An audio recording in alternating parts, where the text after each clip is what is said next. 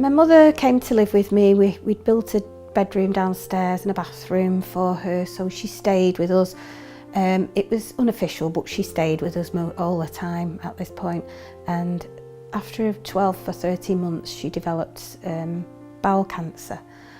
So I became her primary carer, and things changed. Life changed completely after that, as I had a full-time job, and I was going to university every Monday in Nottingham. I had to coordinate somebody to look after her while I was away, and also while I was away during the week at work.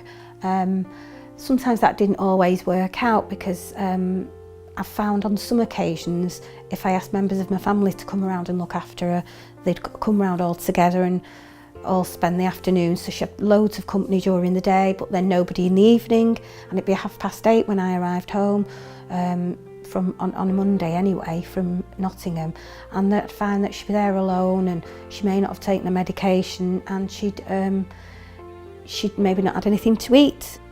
As a carer, I would change her bed, do her washing, get up in the middle of the night if she needed medication, or if she was needed a drink.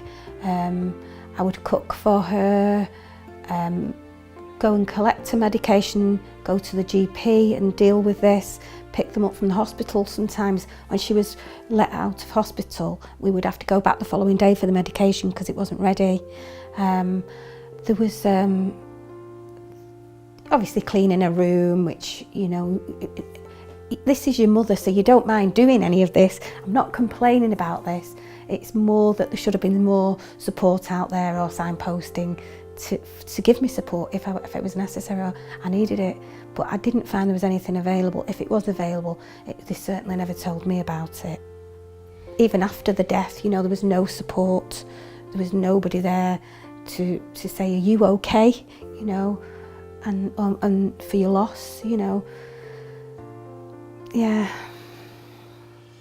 When my mother was first ill, she didn't have any confidence in her GP.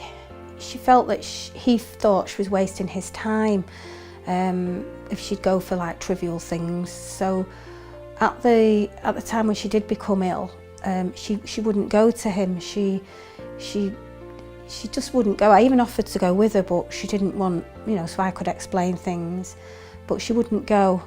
So I think I'm annoyed about the fact that cancer could have been picked up so much earlier had she had the confidence in her GP and him picking up on the bowel cancer, or at least sent her to the hospital for tests. But that, of course, didn't happen. The time that we found out about the cancer was when my mother was breathless all the time. So eventually we had to go to A&E. So it was at A&E that it was discovered she did have cancer. She was immediately admitted to hospital, had a blood transfusion, and then was in hospital for 2 weeks. Came home briefly, and then had to go back in to have the operation to have the cancer removed. My mother attended the Manchester Royal Infirmary when she was diagnosed with cancer, and the care could have been better, basically. There was lots of things happening that I was never informed of. As my mother's main carer, I wasn't informed of certain things, and I couldn't seem to get any answers off the nurses. One example was my mother's legs really swelled after the operation, and she was seeping with water, like ulcerated, and she had to have towels on the floor for the water seeping out. And my mother had told me that the doctor said that she'll need an x-ray to find out about this, how bad it was, and to diagnose it.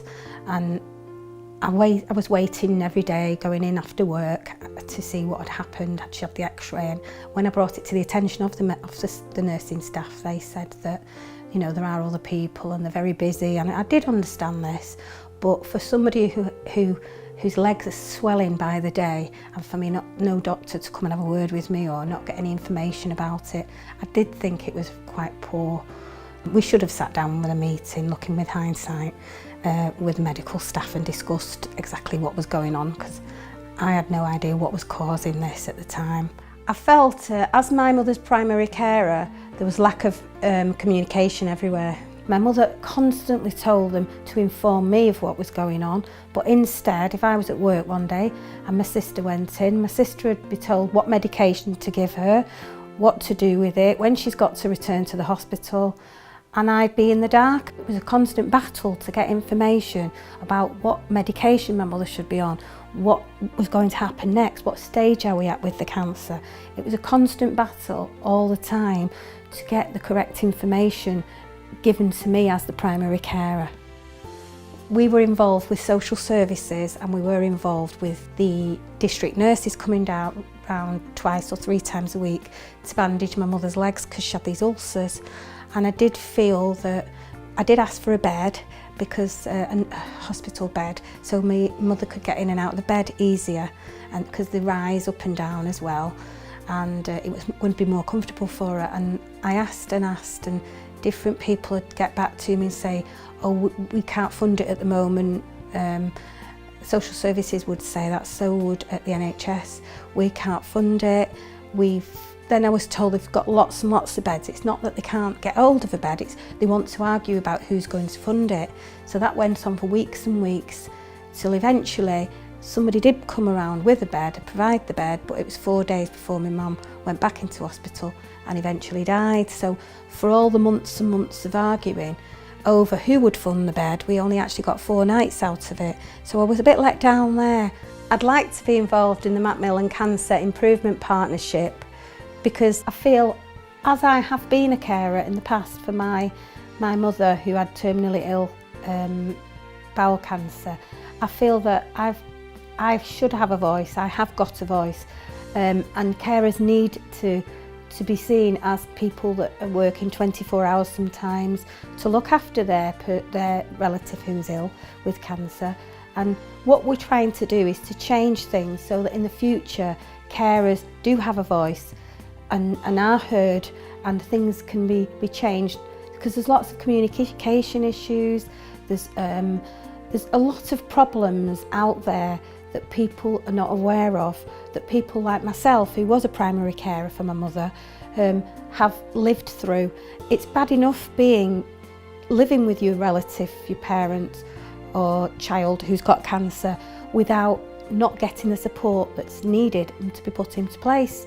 So yes, that's why I'd like to be involved in the partnership.